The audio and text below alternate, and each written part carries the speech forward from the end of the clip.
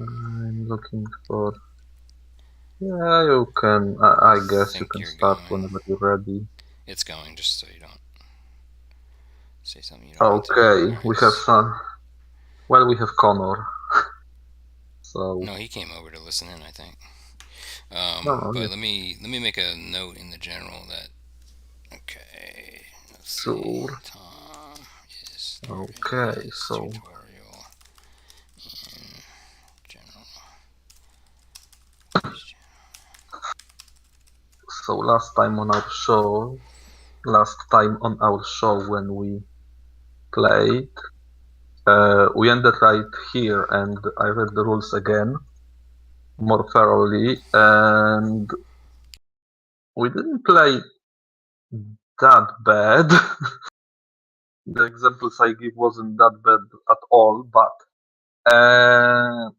basically, first of all, hi guys. So here will be our part 2 of air combat in Harpoon. And first of all, let's get back to BVR.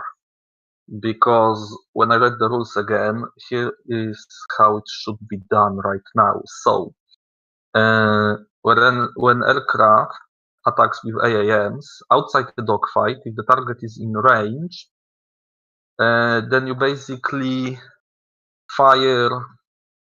If the other side don't have means to fire at you in the same turn, you can just skip all the incremental movement. Let's say that MiG-29s had a bad day and they have no R-27s, just, oh yeah, I didn't add the second, second missile, which is R-60 with a range of 4.3 nautical miles.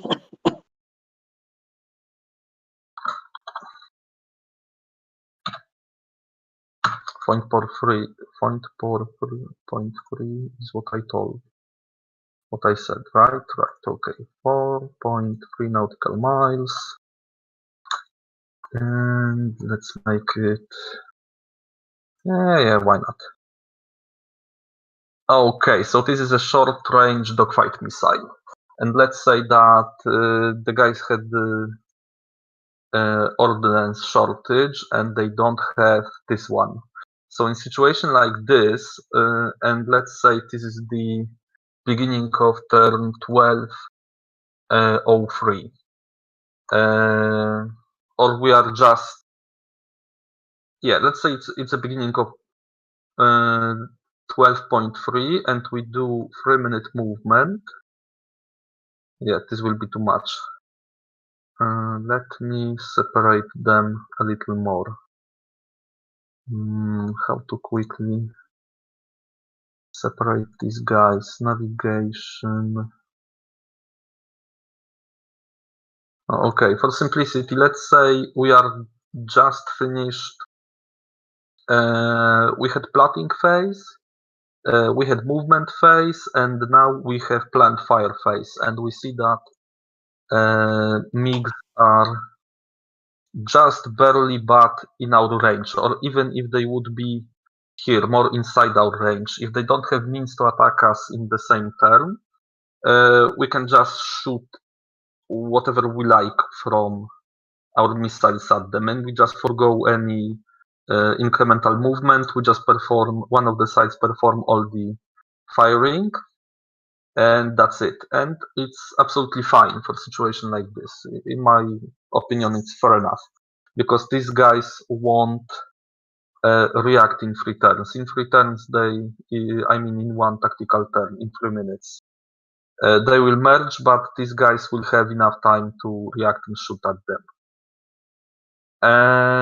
If enemy has, if both sides have means to fire at each other in one turn, and here I will have a bit. So let's say we have situation like this. I won't go through the actual turns right now, just make some examples to illustrate the situation that we can have. because actually the turn, as it turned out with us, is a special case that I want to check.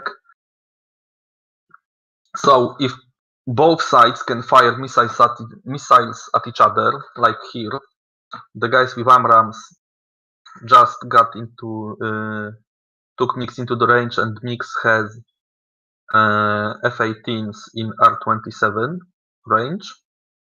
Then you need to perform, you don't even make incremental movement. You just perform 3 1 minute, how they call it? Yes, if more than one side can fire AAMs at the same time, players should use 1 minute dogfight rounds, because each turn, when guys go to dogfight, they will perform 3 dogfight rounds per turn, and the same rounds are just used to fire missiles at each other, because the guys are not in dogfight range yet. The dogfight range is, I believe, 6 nautical mile radius. Yes, they have aircraft that can safely go faster than 400 knots, even at cruise speed. So they need, in order to perform dogfight, they need to be inside 6 nautical miles radius, because as you can see, the dogfight range and the dogfight area is dependent on the fastest aircraft participating. Because the faster the aircraft, the more space it needs to perform the circles and turns. So the faster aircraft needs 6 miles. So let's draw 6-mile range circle around these guys. Okay, so let's say it will be dog type. And let's say that, as I said previously, the scenario was built so it pretty much on the new set of rules there is no way for them to dogfight, because invisibility lower than 20%, you can't dogfight unless the aircrafts are lumbering bombers that have 0.5 maneuver rating. But let's say it cleared up and the guys can dogfight in 6 nautical mile radius, so they still can fire their these are medium to long range missiles, but cannot enter dogfight. So in this situation, they should perform 3 rounds of missile fire, and that doesn't mean that you perform 3 incremental movements. You don't move aircraft between the fires. You just perform 3 rounds of fire and then go to the next tactical turn. And for most situations, it should be okay. But here we actually stumbled upon one situation where it might not be okay, and you will need to use some judgment. But if we have situation like this, when both sides have them in their long-range missiles and they don't dogfight, then the side with the longer-range missile fire first. It is not simultaneous. The rounds are not simultaneous. Guys with longer-range missiles fire first. So in this instance, it will be our F-18s with MRAMs, and then the MiGs will survive. They can fire back. And here few things come into play, because previously one situation that I want to address that will need some, I guess, common sense, because these guys already fired previously 1 volley of missiles. Because if we have situation like this at the beginning of a turn, we can see that F-18s have MiGs in AMRAAM range, and even if they move a little, I guess if we move them 15 seconds closer, yes. Sorry, I will do the examples more than actual gameplay. Is that fine with you? Anyone have objections to the way I am presenting it? Okay, no one objects. So let's go on. So let's say you have a situation like this when F-18s have actually MiGs in their missile range, but MiGs do not, but by very low margin. Then, according to rules as they are written, if we take them literally, sorry, I try to arrange things better for me. Then, as they are written, if target, and of course if it is in range and altitude limitation for the missile, the altitude limitation for AMRAAM and is high, and if target is lower or higher, it's only if it's not snap UD, it will have lower chance of a hit. But both of them has and Russian missiles actually can go to very high, so there is no vertical restriction on fire, range restriction also. The guys are in range. Then right now the F-18s could fire all of their missiles at MiG-29s, perform basically all 3 rounds of missile fire, and MiGs couldn't respond, and I'm not sure if situations like this are not realistic but also fair. When we have these 1 minute turns of fire, then guys could, let's say this is next turn, and the guys could have, this is the beginning of a turn, and the guys could make these 1 minute moves, then they could easily, MiGs could have more opportunities to fire at F-18s than regular. I don't know if this situation occurs very frequently, but it might. Okay, and from the last session, what I learned when I asked questions, there is no system reaction role for aircraft, and pretty much only thing you do is detection at the end of tactical turn. And in planned fire phase, you only check if the aircraft can fire at each other, or if only one side can fire. And if one side can fire, they just fire what they can.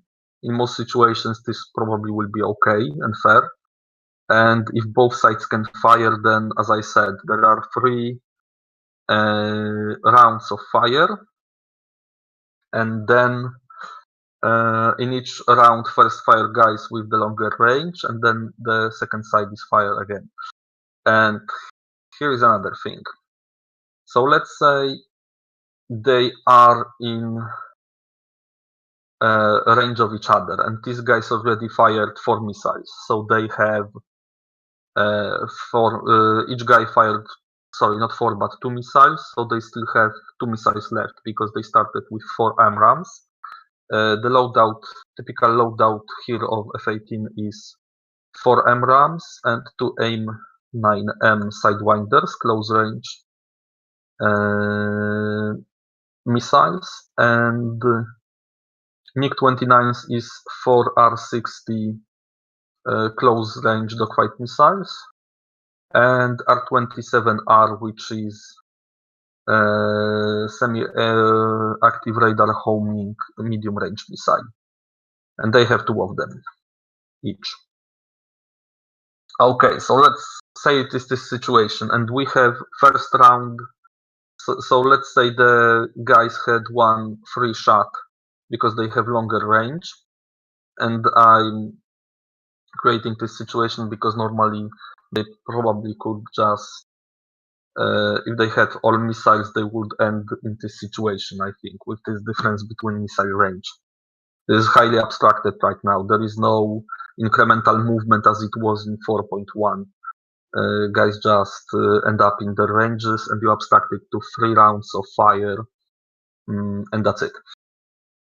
And they have 4 missiles left. So what we discussed, there was a question, there was giant debate about formations last session. And after asking Larry, it turned out they are not in formation. Basically, these are not formations, but group of aircraft.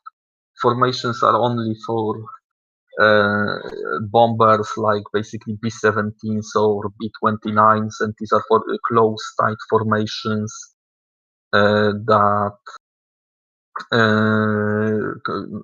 create formation to mutual support with defensive weapons. And Larry said that many people were confused by that, and the whole rule probably will be dropped because, as he said, he included it mainly because Russian Tu-4 bomber was still present, which is the exact copy of B-29 Super Fortress, and for that bombers this rule was still included, but he said it creates too much confusion, it probably will be dropped out entirely.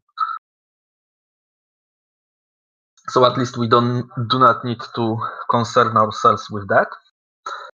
So they can, the F-18s can target any guy they want. So we have 4 aircrafts left, targeting 3 MiG-29s left, and since the missile is faster, and well, they say the one with longer range, but sometimes I'm not sure if speed of the missile should be taken into account, because usually probably the faster missile will hit, but usually the faster missile is the one with longer range, so this shouldn't be a concern also. So they fire, and they have each aircraft has 2 missiles left. So 3 of them will fire on one target, and the one additional 4th F-18 will fire on the last target. And I forgot what was the chance of taking them out. So let's go through it again and ask a few questions about different things. So yeah, and flipping to the one table we need. Yeah, and I just passed by it, right? Oh yeah, I did. Okay. So so up to the if it would be in, I don't know how this is now taken into account. The thing I said that AIM 120 can be fired in what is called boreside mode. So basically, it can be fired like I don't know, AIM 9M, when it activates its radar and follow target once it moves out the rail. Because up to 40 miles, the missile is actually flying on inertial navigation with, well, it is on inertial navigation with mid-course correction from firing platform, and only at the final terminal part of the movement, it activates its own active radar and follows the target on its own. So it has higher chance of hit if it is fired from closer range. With this, when it follows the target exactly after leaving the rail. And I don't know how this is factored, if this is just used when you are in dogfight, or if you can check somehow the range to the target, because currently how you measure, someone was telling me how you measure range in Simplot between the guys. Oh yeah, with shift, fantastic. So we are now 20 nautical miles out, and when you play with these 3 abstracted rounds, you don't really track range between aircraft that much. So this isn't addressed. I'm not sure how to factor it in. But for now, I would assume that you use this in dogfight and this when you are out of dogfight. So they have 3.5 basic air-to-air rating, and MiG-29 has basic 5 maneuver rating, and of course they will evade missile because they know it is coming at them, and I don't believe the guys would just go and try their best luck to not being hit without the evasion. sorry. So target size is small, so there is no modifier there.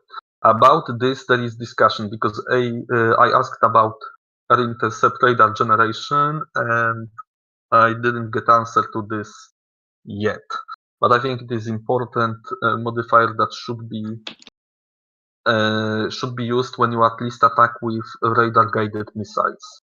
Because I'm not sure if it should be used with infrared homing missiles or missiles that has no mid-course correction ability. But here we have it. So the generation on fourth generation. So aircraft target it is 2. The aircraft speed is they had at medium. We are at medium, I believe. 8,000. One guys are at 8,000 meters, and the second guy is at 10,000 meters. I remember it was the same altitude band. I'm just not sure if it was medium or high. Where is it? I can't. I never can remember the altitude bands. These are ships. Oh. What is it hiding? Oh yeah, inner movement. Oh, great. So yeah, they are at high altitude above. So the speed of them, I think you are using the full military power, so 750. Yeah, get back now to. I need to figure out bookmarks.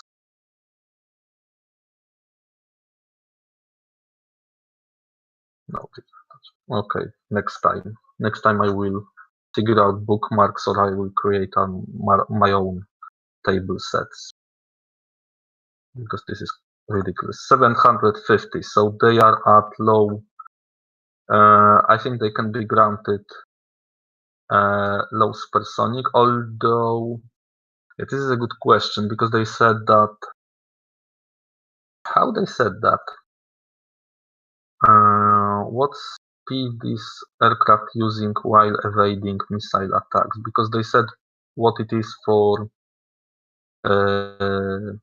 dogfight, but I can't remember if they specified it for missile evasion.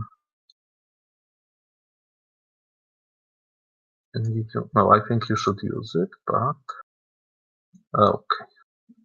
No. Yeah, if missile fired, no. Subtract the manual. Okay, check target speed modifier. Yes, so it is. Target size and countermeasures.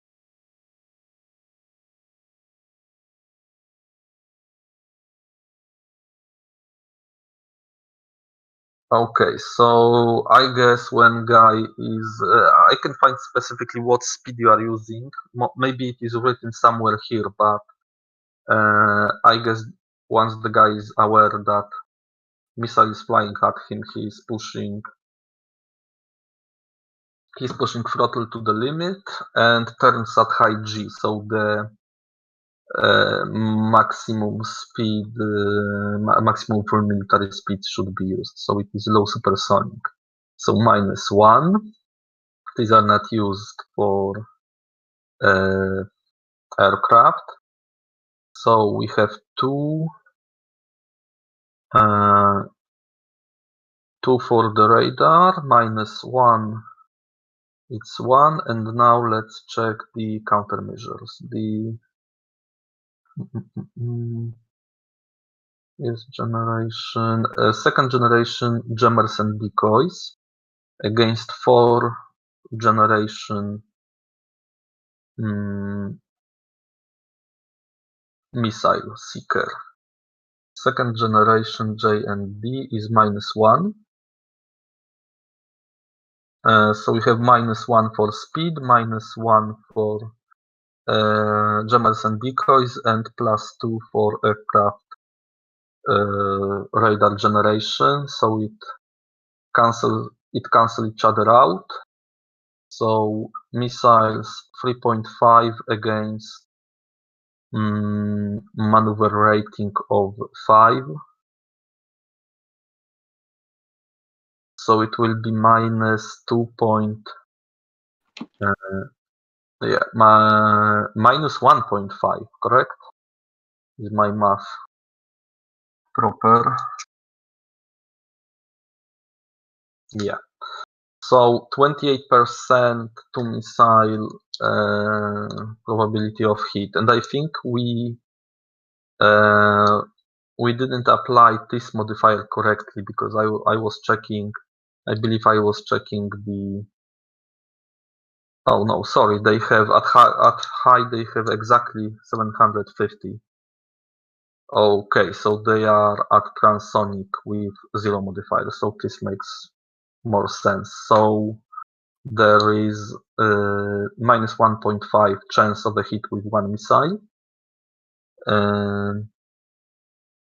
I mean the missile index is minus 0.5, so 44% of killing with two missile salvo. So let's say the attack goes to the first aircraft, and I will use my trusty die. So 72, it's a miss. Second aircraft, 16, so he's dead. And third aircraft received 2 attacks. First one is 48, so he's lucky. And second one is 17, so he's also dead. So we only have one MiG left.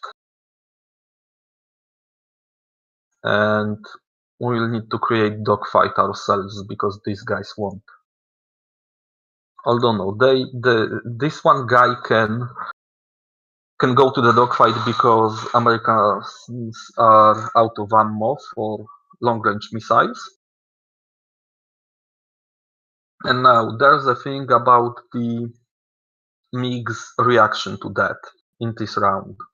Because using the normal rules, this would be first or even second round of fire. And the guy is evading because Americans shot first because they had longer range, faster missiles.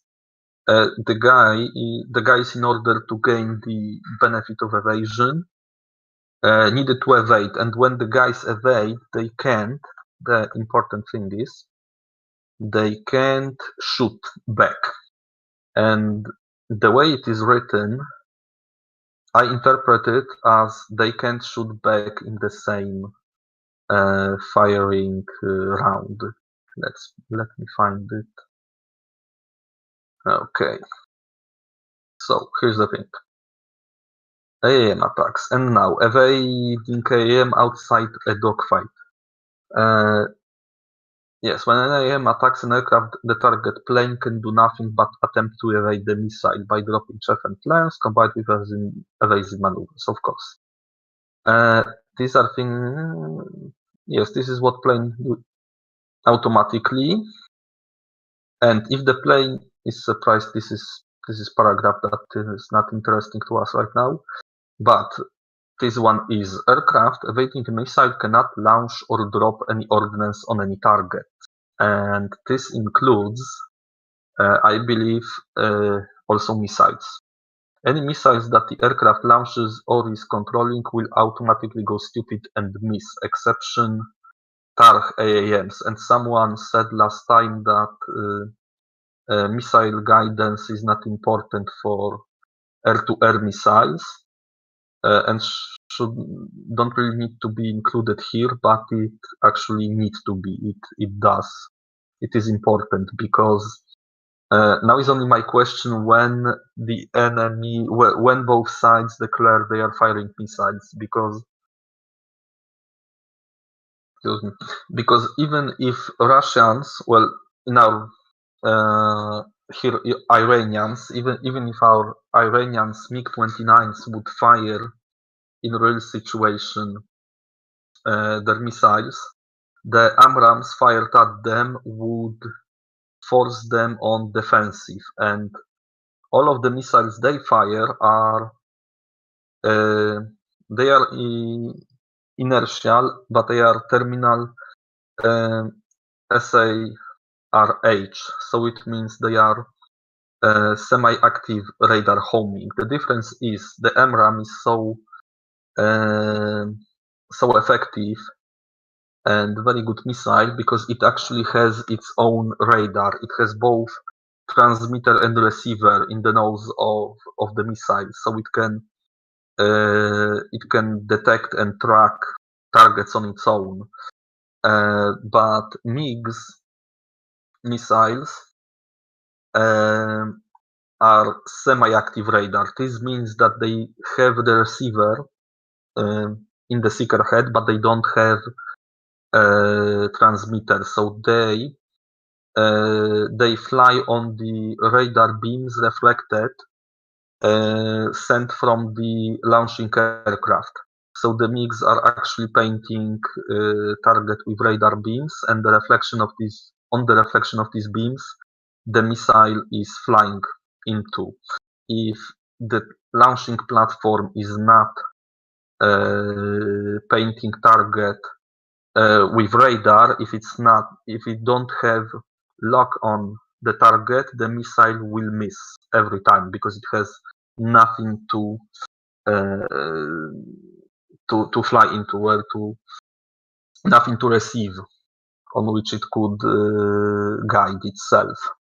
So even if they launch, the moment they need to evade, they would lose the lock on and the missile will go ballistic and miss. So this is actually the question. I think it's a problem in computers.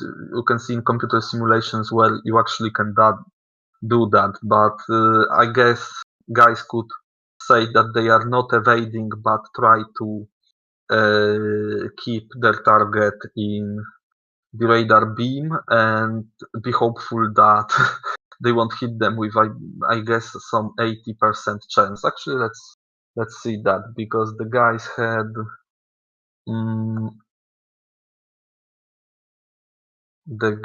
originally minus 0.5, and here they would have 5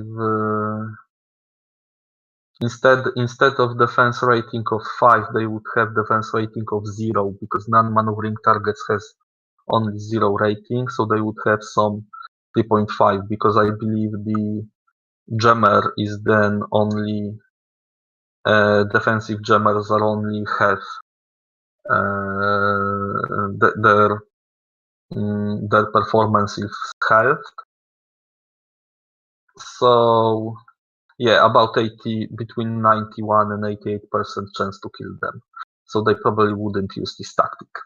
But F-18s are out of missiles. This was like this would take care in 3 rounds, because first round, and now I look at this, I guess it wouldn't be far off from even if these guys started outside the R-27 range and fired well. If they fired only once, then maybe it would be fair, but if they would fire 3 times just outside the range of this, or even 2 times, because this is the number of missiles they have only for, I guess, 2 salvos, but F-18s nowadays can have easily enough MRAMs to fire 3 or even 4 salvos.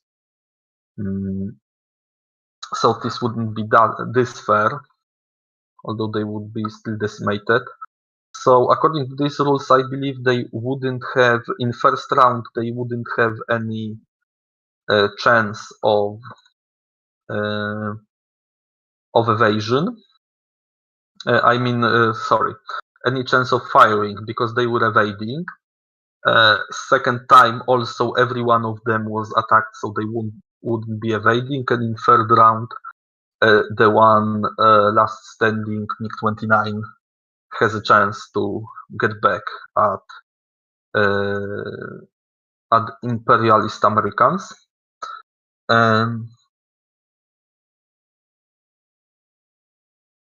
So the one guy can fire. They have 2 and only once, because not even the number of rounds, but they only have 2 missiles, and normal tactic was to fire both of them.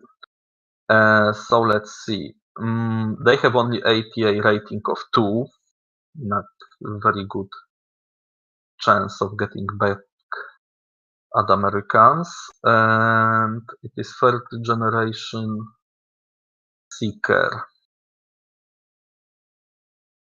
Okay, what is IRH doing here? Okay, I forgot to delete it. So they copied it from above and then change. Okay, I will save it later. So the guy is trying to get back. So 2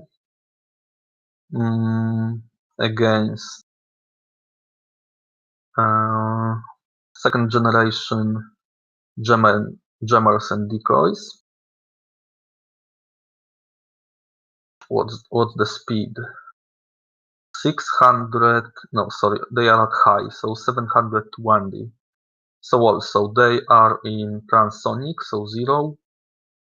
They are also small targets, so this gives nothing. And this is third generation. Oh, and radar generation, right.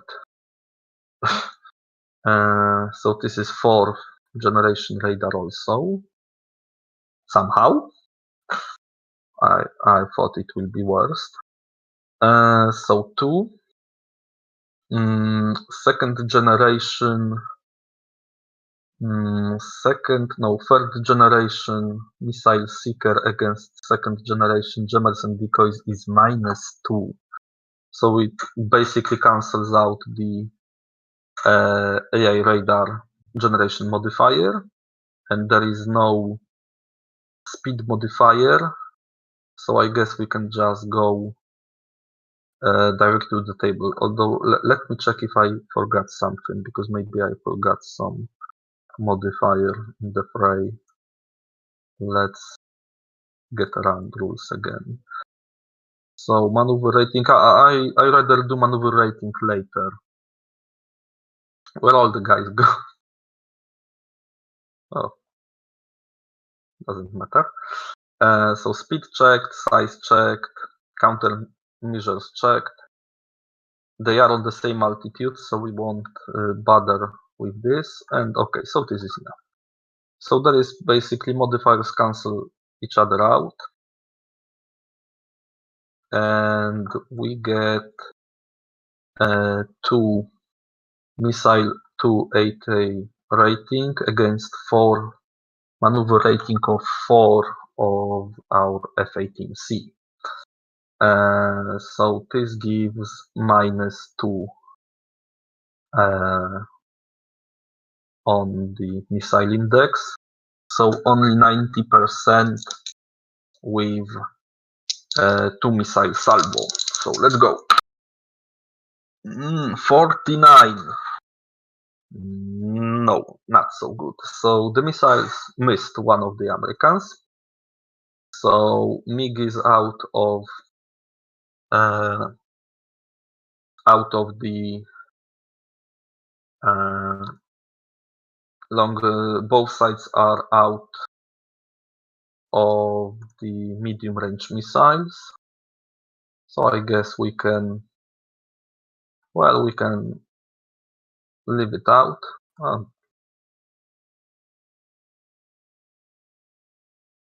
And let's go to the dogfight. So now both sides, let's say the Iranian guy is very sure of himself that he can take on 4 F-18Cs himself in a dogfight. And as I said, range to the dogfight is 6 nautical miles. So basically next would be a full tactical turn, because as I said, the incremental movement I see is basically totally dropped out. So I do movement and both of the guys merges and both of the guys declare dogfight. And now all of these radar arcs are irrelevant because they are just swarming inside this 6-mile radius circle. They are trying to maneuver and get on each other's tails. And how do they do that? What's exactly the procedure here is? First of all, the dogfight is played in 3 1-minute rounds. When the dogfight doesn't really move, you just perform up to 3 dogfights. But they can end earlier because of one side being destroyed, or the guys of one side successfully exiting dogfight. Or after each dogfight round, you roll just if dogfight just dissolves itself because of the movement, lack of fuel, lack of ammo, or just simple or just pilots giving up because being too tired or too strained to fight further. And if you look at on any, I believe on any statistics or books saying about it, the average dogfight, like taking into account, I believe, all of both World Wars and combat today, the average dogfight lasts about 60 seconds.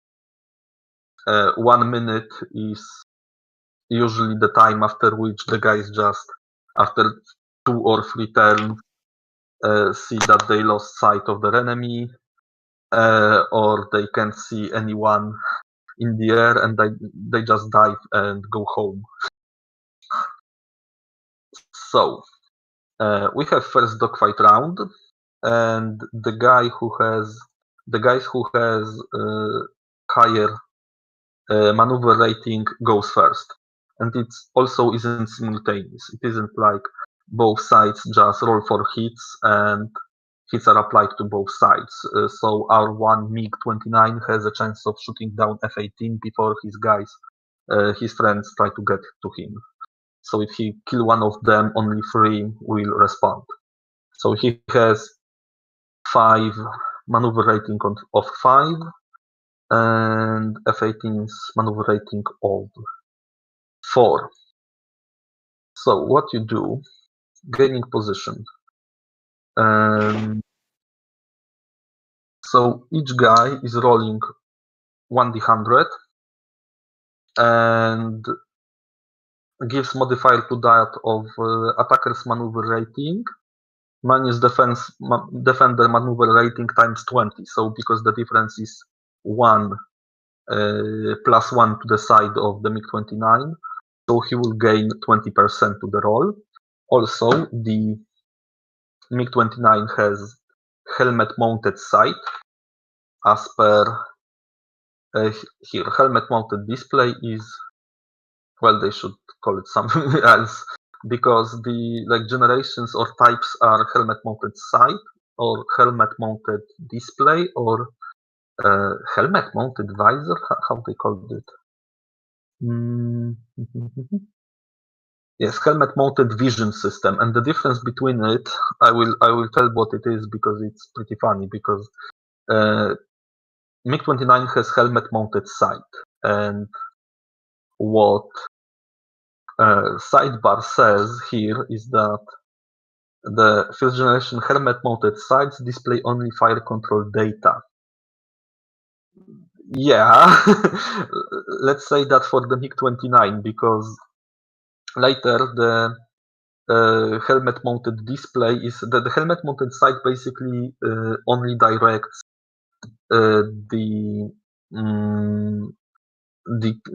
it gives cue to missile seeker heads, for instance, or just tells where the weapon should aim, and it is a really funny example for Russians because when I hear display fire control data, because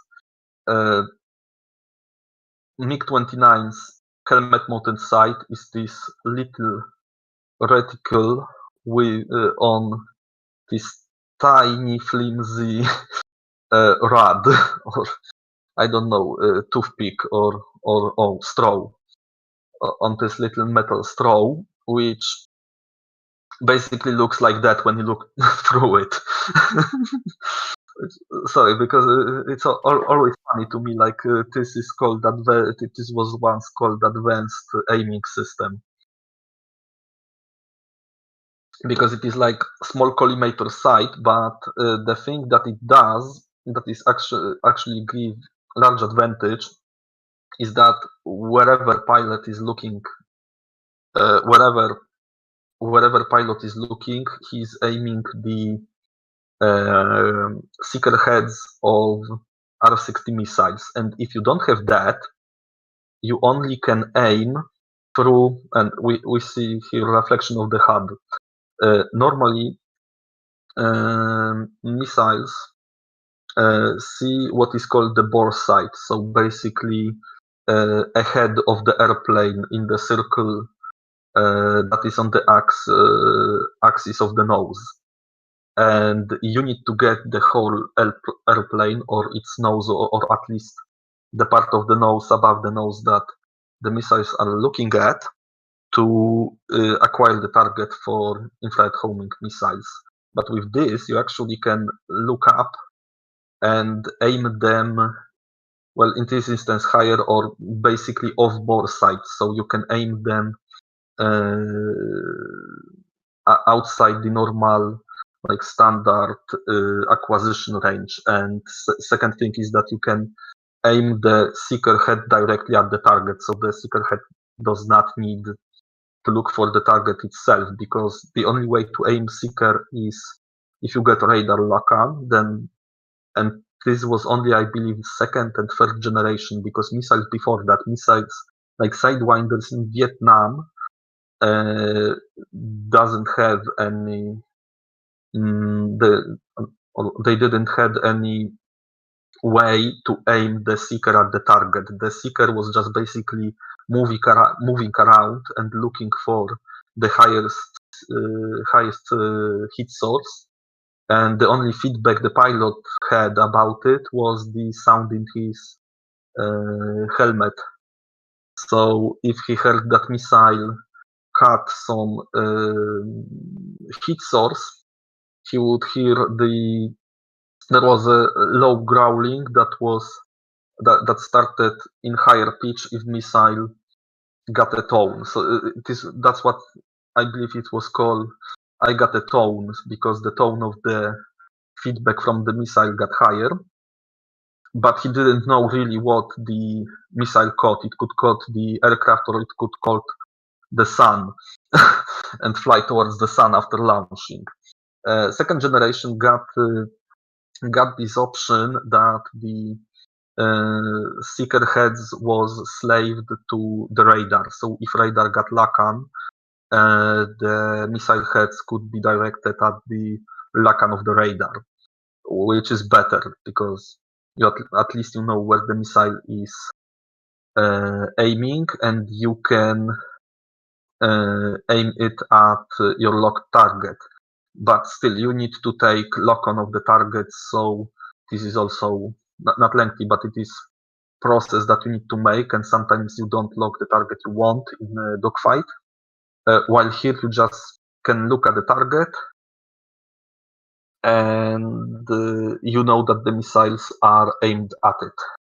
So this strange Russian monocle was really high tech for its time. Because later the displays, the difference between this and displays, that display basically gives you a HUD. It also, beside the target data, it also projects the HUD on the visor, so you know your speed, your attitude, or many other useful information without looking ahead or at the panels. And the third generation basically gives you everything. It can also, I believe it's only on some modern aircraft like F-35, where if it has camera that can look down, when you look down, you see through your feet what's below the aircraft. And this also can be tied with the low vision systems. Okay, so they have enough of this tangent about technology. Let's get back to our lonely Iranian fighter fighting for good for his cause, or I don't know, or just wanted to be branded a coward. So it will be plus 10% for the difference in maneuvering and plus 10 for helmet mounted sight. And if it has full military power difference of 150, I believe they do not. Both of them are very similar in full power speed. So I roll, and he had very poor luck. 25 plus 20 is 45, so he failed to gain position on anyone. Too bad. I'm afraid the statistics will be against him, against 3 American aircraft. Although yes, although Americans had lower, they have no helmet-mounted sights, and they have opposite the maneuver rating bonus of the Iranians, so they have minus 20 to roll. So let's roll for the first F-18. And first F-18 rolled 53, so it is lowered to 43, so no luck. And they have no helmet-mounted sights or such fancy technology. Second guy rolled 86, so it is lowered to 76. This gives him, so we look at the 71 plus. So he's for position he's in position for narrow aspect AAMs.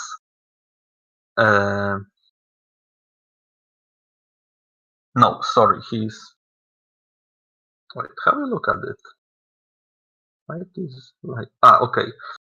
So he is in position for at least, let's say, for wait, I'm actually confused right now a little, and my Windows is doing funny things. Okay, so he can launch. Okay, I understand. So he can launch narrow aspect AAMs, wide angle AAMs, and all aspect AAMs. He cannot shoot gun at him. And what's the difference between these things? Why it is narrow, wide, and all aspect? Actually, I can draw it. I guess it would help. So the AAMs are defined by narrow aspect is that they can basically only be fired from behind the aircraft, because if we have sorry guys, yeah, let's use this. So if we have such MiG-29, it is generating sorry, I will do some artistic things right now. So the most of the heat is generated from, of course, the exhaust. And the earlier missiles, so the exhaust is the main source of heat. And the early missiles only could basically find and track the exhaust of the engines.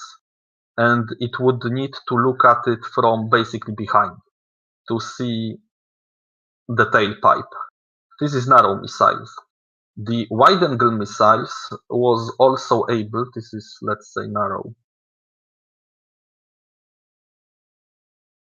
The wide-angle, so they could basically come from this angle. The wide-angle missiles can fire also from extended arcs, because they can see not only the exhaust but also like the heated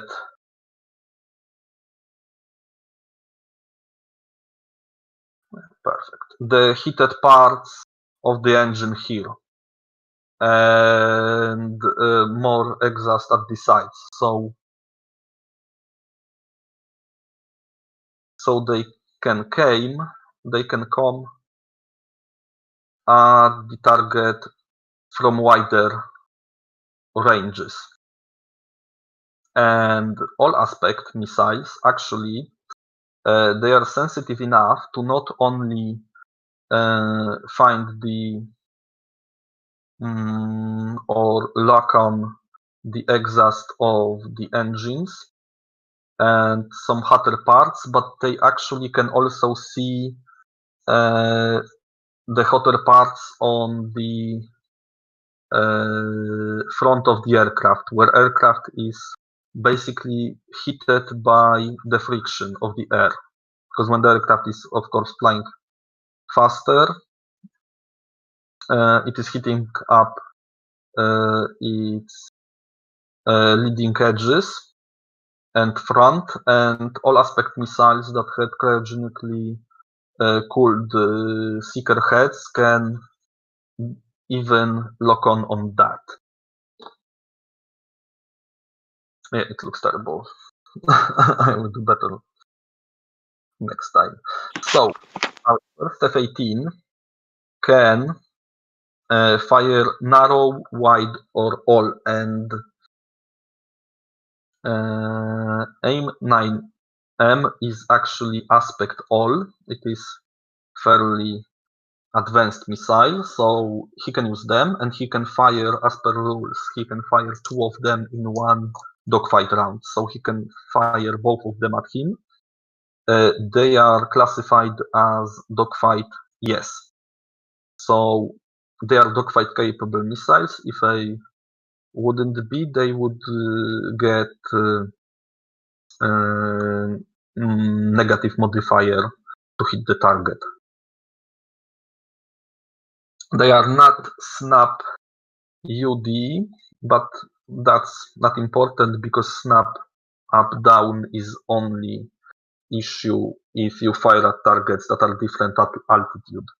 But when the guys merged and started the dogfight, if they are at the same altitude, they at least in the same altitude band, they fight on this altitude band. The dogfight is basically you can start a dogfight with enemy that is either one altitude band higher from you and up to 2 altitude bands lower. Sorry, the player must be no more than 1 altitude band below his opponent and no more than 2 levels above his. The player declaring the dogfight must be no more than 1. Yes, so you can be, if you declare a dogfight, you can be 1 band below or up to 2 bands above. And the dogfight is starting at the altitude of the lower plane. So if guy at high altitude would attack the guy at medium, they would go to medium.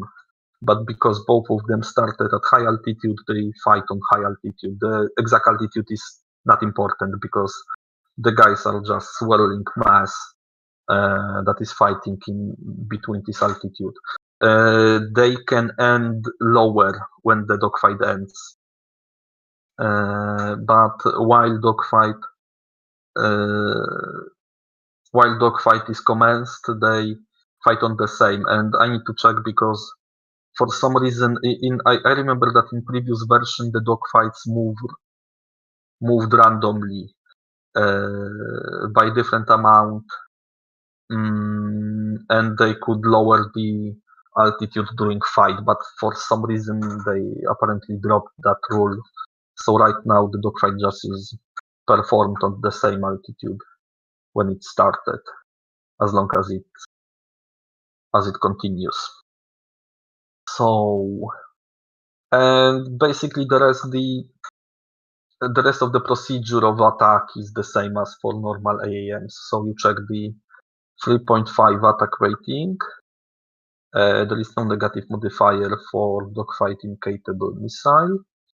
You use the normal speed, so the full military power speed at given altitude, so 750, so there will be no modifier there.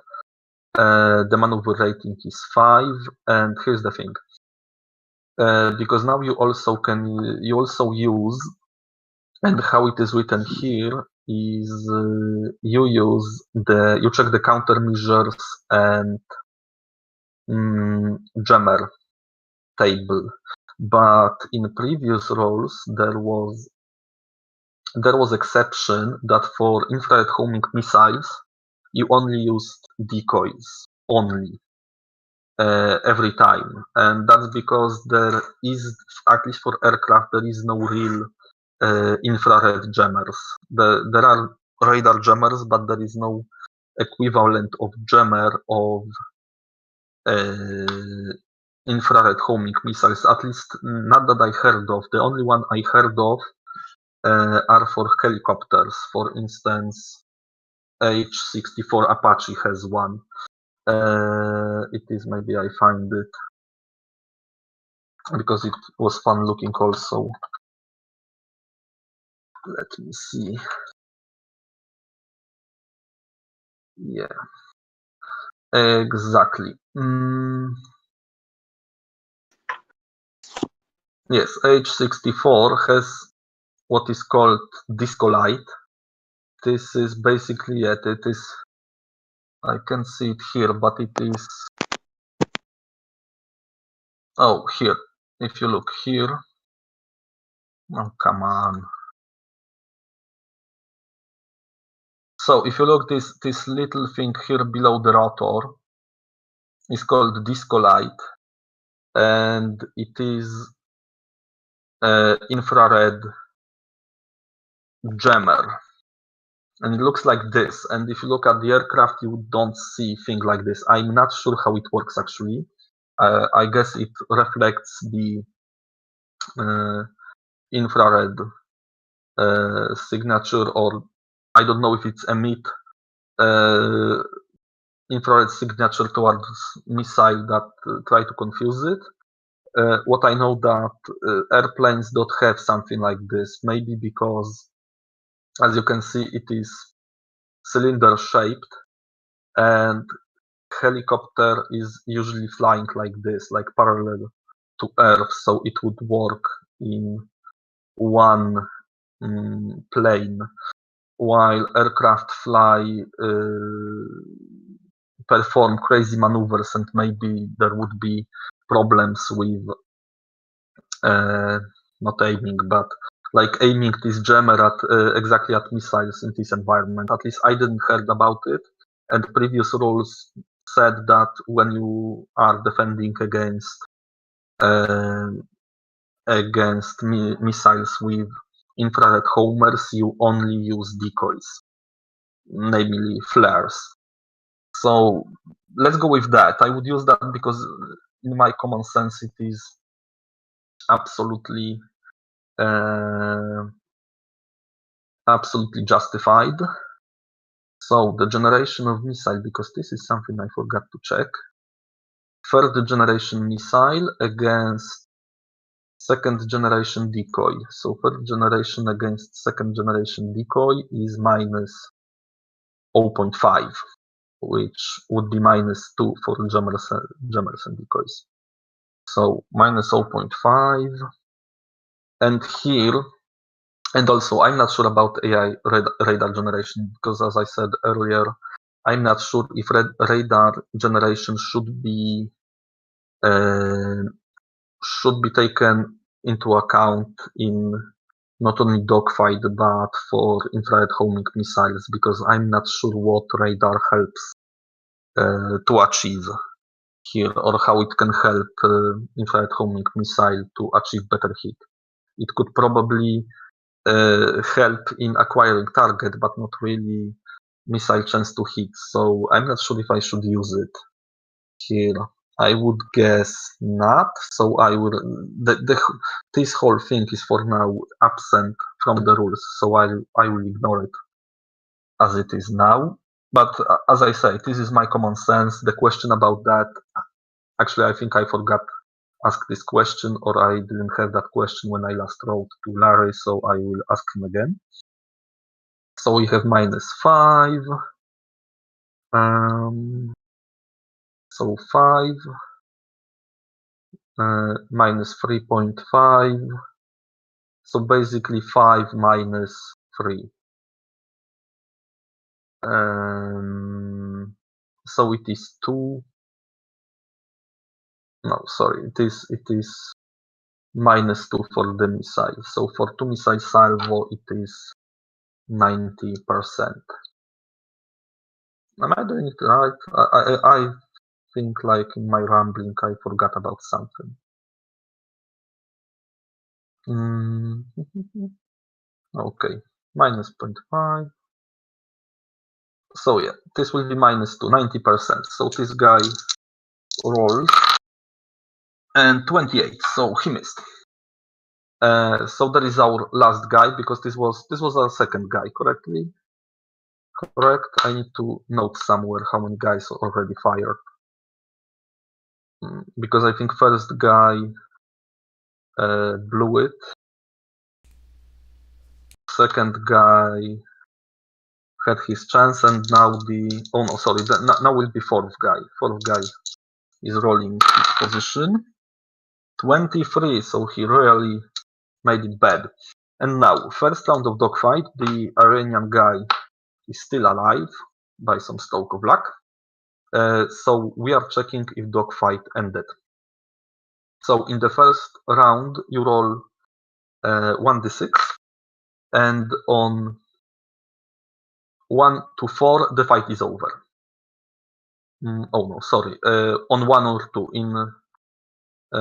After 3 dogfight rounds. Okay.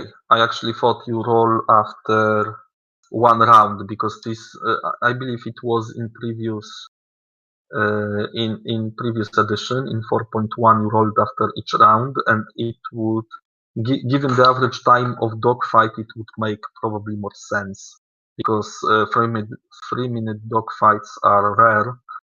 6-minute dogfights are the one that I heard of. I believe I heard of maybe 1 or 2, and 9-minute dogfights are almost unheard of.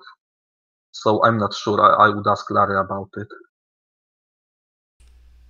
But okay, let's go with the rules and perform 2 more rounds of dogfight. Why not? So our MiG, and next time I will write down all the chances because chances of firing can be just written down. There is no problem. Okay, so MiG, because he has better maneuvering. 13. He's very unlucky Iranian. Okay, first F18. 37, so he's out of luck. Second, come on, dice. 24. Actually, it is. Oh, 2. Actually, this is very realistic. Seems to. There were situations where one guy against 4 or 5 just fought his way out by wearing down the opponent. And fourth, 41. So, no, yes, this was fourth. So the second round came and went. And now I will tell what other options the guy have, because actually the aircrafts can either try to gain position, which is like the normal procedure, or they can perform defensive maneuvering. Defensive maneuvering basically means that the guy is not fighting and he's putting all on defense. He's not trying to gain position to fire on another guy, which means he's not firing, but he gains 0.5 bonus to his maneuver rating. So he tries to defend himself, or guy can try to escape a dogfight. So he may try to just break off combat and go home. He also cannot perform attacks. It's basically like defensive maneuvering. He did not perform attacks. He gains 0.5 maneuver rating bonus, and he rolls d10, adding 1 to the die for each 50 knots advantage or disadvantage over the opponent he tries to escape from. And if the final roll is 6 or more, he escapes combat, cannot be pursued, and basically he rolls on his position after combat, and from there he can move normally next turn. Yeah, what was... Okay, I forgot to check. The position after combat is basically, if I remember correctly, d6 die roll that is multiplied by 60 degrees, and this is the position inside the circle or at the edge of the circle where the guy lands after dogfight, when the dogfight is dissolved. Yeah, sorry, one quick, because I forgot how the dogfight ends. If okay, or I will. 946, where it is. Here, ending. Oh no, now they can take any heading and speed the player chooses, either altitude, metals, roll d10, because previously you rolled randomly where the guys ended, but I guess they simplified that. It wasn't really that much important. The difference between in distance was negligible, I guess, in game of that scale. So now, third round of combat.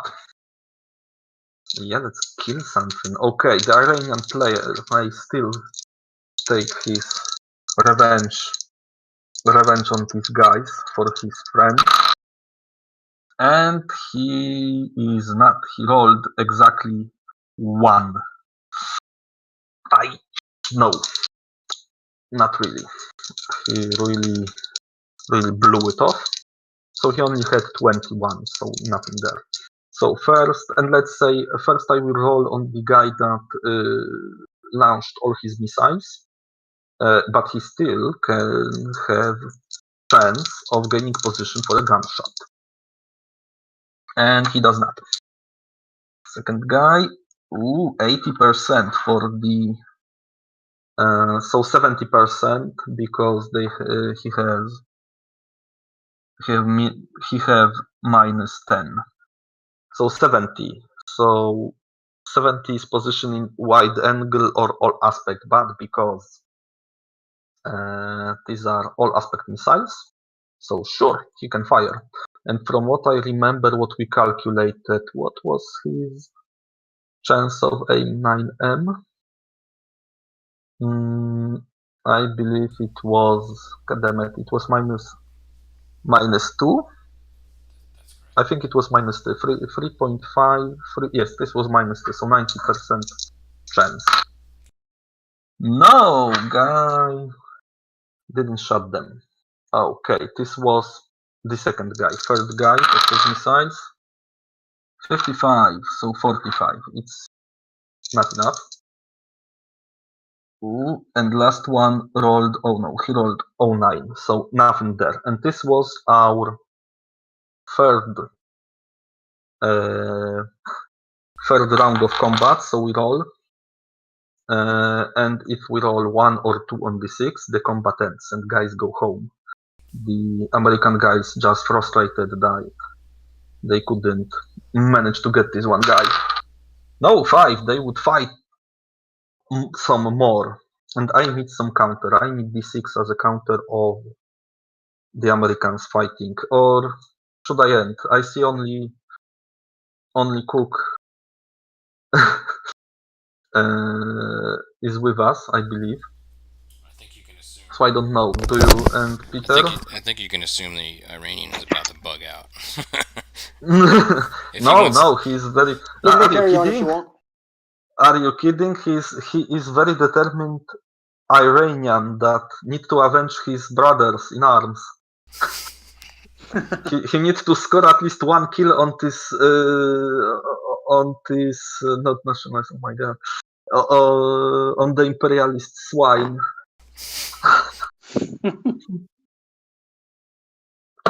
So yeah, go on. So first he tries, and he has, especially that he has good chance in the dogfight. But you know what? It's not unheard of when one guy just fought for minutes. I remember.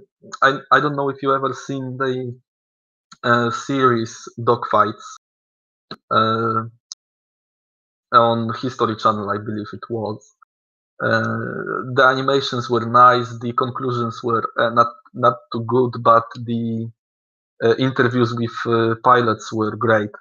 There was one Israeli guy who fought, I believe, in, I don't know if he took part in 6-day war in Yom Kippur War, but he flew Mirage 3, and he said he found himself in situation where he was in his Mirage against, I believe, 5 MiG-21s, and his comment was, "I had fuel, I have ammo. I didn't see any reason not to fight." And I believe he took out 2 guys, and the rest just said, "No, thank you." The rest of the mix just get back because they thought, "No, sorry, this guy is too crazy for us." And the second great guy was the guy that during Vietnam flew F-8 Crusader, and he was in situation when he was 1 against 3, I believe, and he got at the tail of one guy. He just wanted to shoot him with guns because F-8 only had guns, and I don't know if he had sidewinders, but even if he did, then there's sidewinders of that era was pretty bad missile. And the moment he tried to shoot one guy, he pulled the trigger and the guns just jammed. They didn't work, which actually happened on F-8 Crusaders flying on very high G. When you did high G turn, it was not unheard of the cartridge, not the cartridge, the ammo belts, the linkage between belts just breaking off.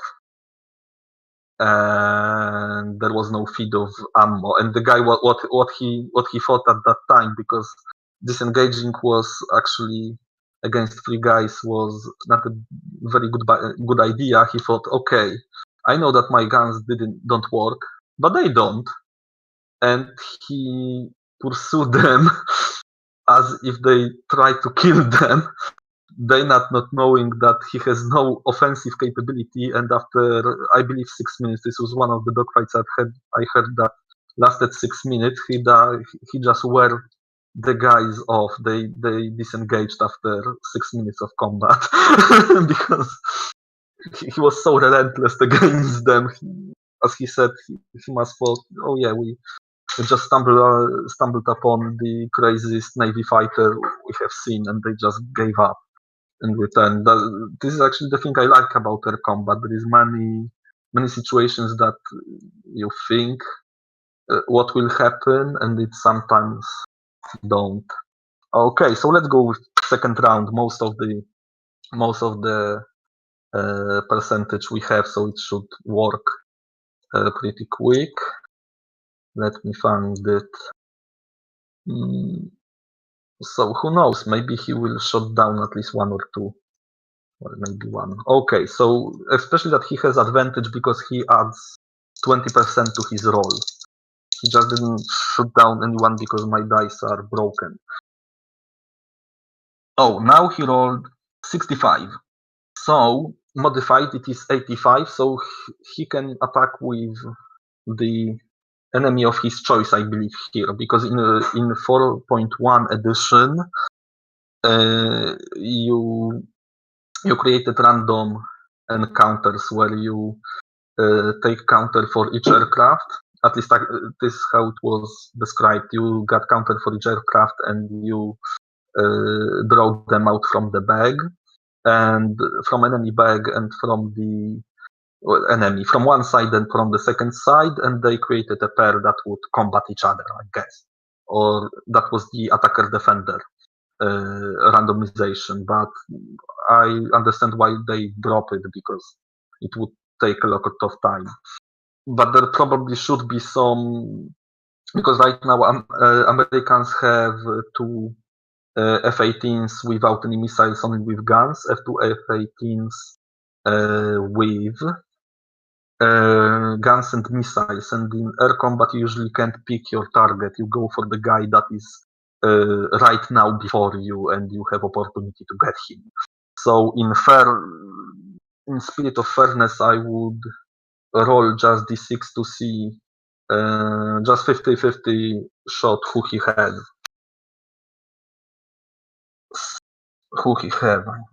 My English is terrible, sorry. So let's say he got the guy without missiles. So he can shoot 2 R60 at him, and I didn't calculate R60 yet because the guy had no opportunity to shoot him. So it is, oh my god, these Russian missiles are terrible. They're awful. Second generation 1.5, second generation against the, okay. What's the second generation against second generation decoys? It is -1. The speed I already checked. And as I said, I'm ignoring this modifier for infrared homing missiles. I think it is it should be common sense. So -1, 1.5, so only 5. So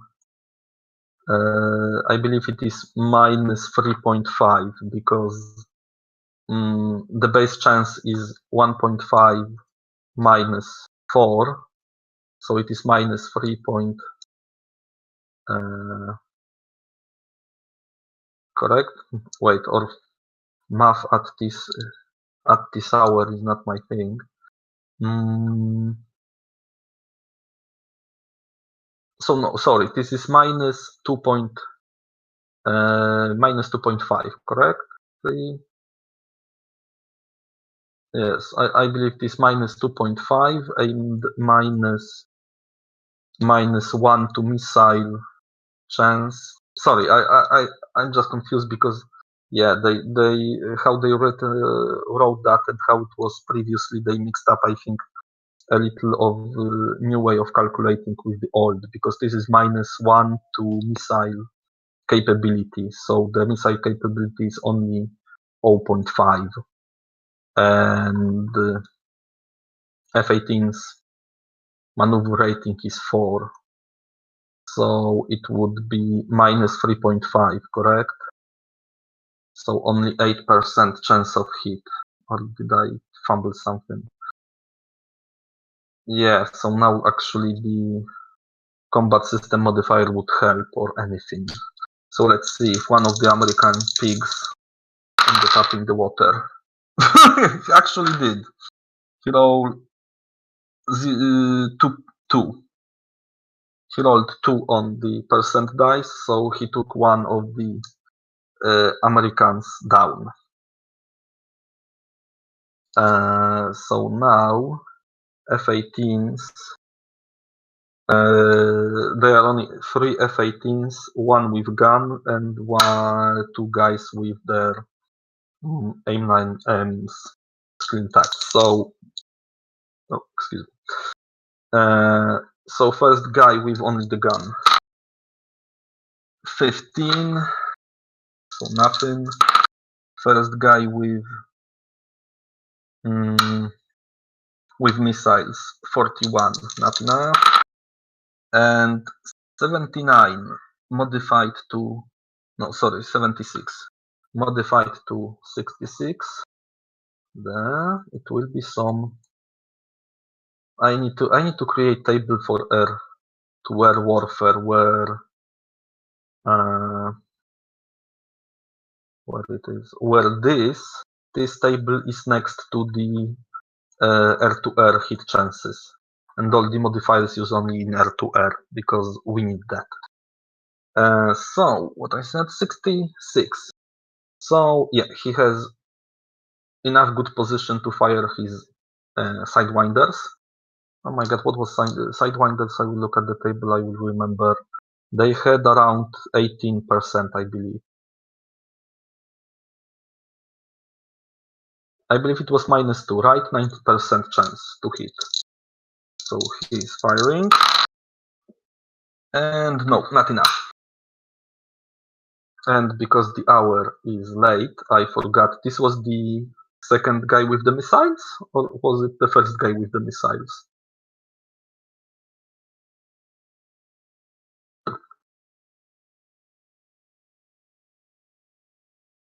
I believe this was the second guy. Because first guy blew out, second guy was in. Yes, this was the first guy. So second round, and the Iranian pilot just got his confidence boost. Yeah, the flipping tables. So he rolled 54. So it is modified to 74. So enough for his. Oh right, what's the aspect? I believe then the guy could even attack with guns. So I didn't look at it. Yeah, but R60s are actually the wide angle missiles, and with 75 he can attack with narrow, wide, and all. So it is okay. So it was 8%, correct? Not this time. The American got away. So now first American with guns, no chance. Second American with guns. Ooh. No. If he rolled 83, but unfortunately he have. Yeah, sorry. I'm very aware of my poor English. 83, but this is modified to 73 because of the difference of his maneuver rating as the Iranian maneuver rating. I actually modified it a little wrong because I thought it is times 10. Okay, so it is even so minus 20, 63. So not enough. So now the last guy that still have missiles. No, 43, not enough. So now third round, the Iranian. Oh, poor luck, or I need to change dice because a roll of 3. That must be something wrong with the dice. Okay, first American with guns only. Yeah, not enough by large margin. Second with guns only. Ooh, second with guns only, no.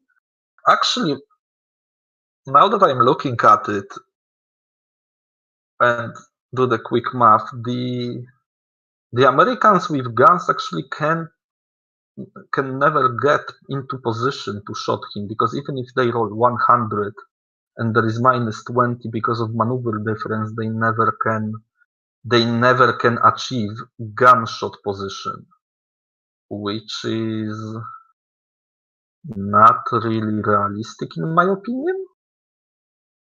Sorry, because attacker maneuver rate, defense rating, the difference is 5 to 4.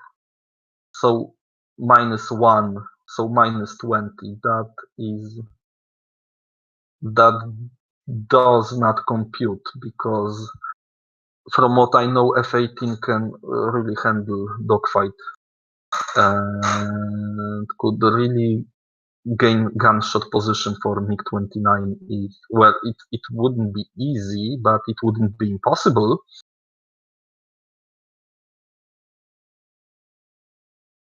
So yeah, now I'm just aware that I could not roll for them. They could just go home, but it's unheard of. Okay, but let me roll for the last guy that has missile. Oh, and he rolled 93. So modified to 73. So yeah, he can shoot at the hapless Iranian with 90% chance of getting him down. And he got him down with the roll of 8. My god, the 0-0 on my percentage die is rolling much too often, I think. I need to take more dice and switch between them. So yeah, last Iranian got shut down, but he avenged, let's say, his comrades by destroying one American plane. And the end of the dogfight looks like this. So basically, at New Rules, the guys who survived or disengaged can just, where was it, 9-6 something.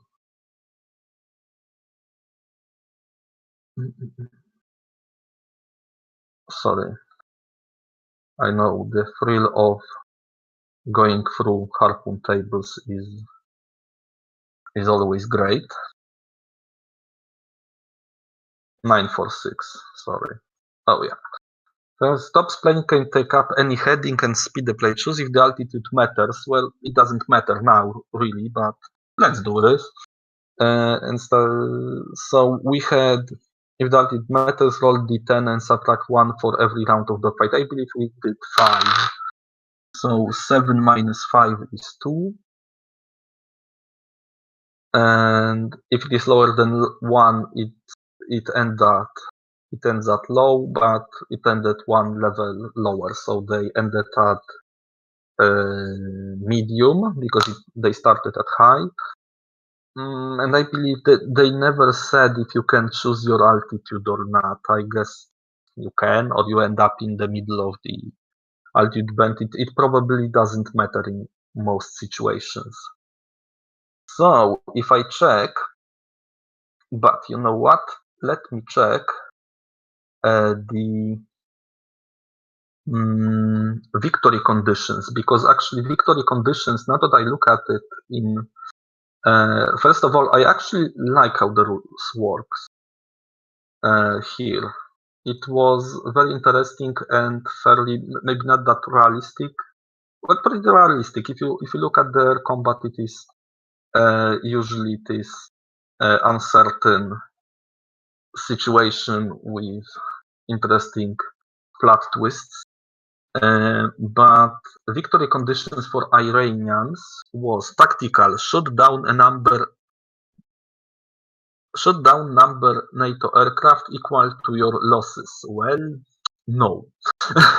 A perceived battle of attrition will weaken NATO political resolve. Strategic victory: shoot down more NATO aircraft than your own losses. Okay, so Iranians didn't really had any victory, but Americans, I think Americans had victory conditions where US victory conditions: tactical, at least 2 Iranian MiG-29s shot down and only 1 FA-18C lost. So I believe this is tactical victory for US because they lost only one FA-18 and shot down at least 2 Iranian MiG-29s. They would only gain strategic victory if all 4. No, sorry, they gained strategic because they took down all 4 MiGs with only the loss of 1 FA-18C. So if the Iranian player had a chance to get the guy, one more guy, then the Americans would, their victory level would be lowered to tactical from strategic. Yep, but they didn't. So I hope this was helpful. And actually, the way they simplified some things, I think it works. I think it's better. There are a few things that need to be addressed and explained better, especially the decoys against infrared homing missiles that need to be addressed, and the AI radar modifier where it is used. And beside that, I actually like how they simplified it though. The rounds of BVR combat. There are probably few cases where this maybe not break a game, but you need to use common sense, as I said, when you start outside the range of the other player and you can get free shots at him without him shooting back, but probably there is not very many situations like that. So I hope this was helpful to anyone who will listen to it after on YouTube after session. I guess. It was. Okay. I'm glad. I think this went better than the last time, because last time I talked too much about side subjects and formation discussion were down the conversation, I think, and it turned out we can drop it entirely. So yeah, but thank you then that it wasn't waste of time, and I'll be ending my stream, and I think we can wrap it up. So thank you very much for attention, anyone who listened today or will listen in the future. I don't know if I will have some time for something next week, but I was thinking about not even anti-submarine warfare, but submarine warfare. Some simple scenario sub on sub, or sub versus maybe one or two anti-submarine vessels, where he would maybe even kill them outright, just to see how rules work for sonars. But I will see if I have time to arrange it.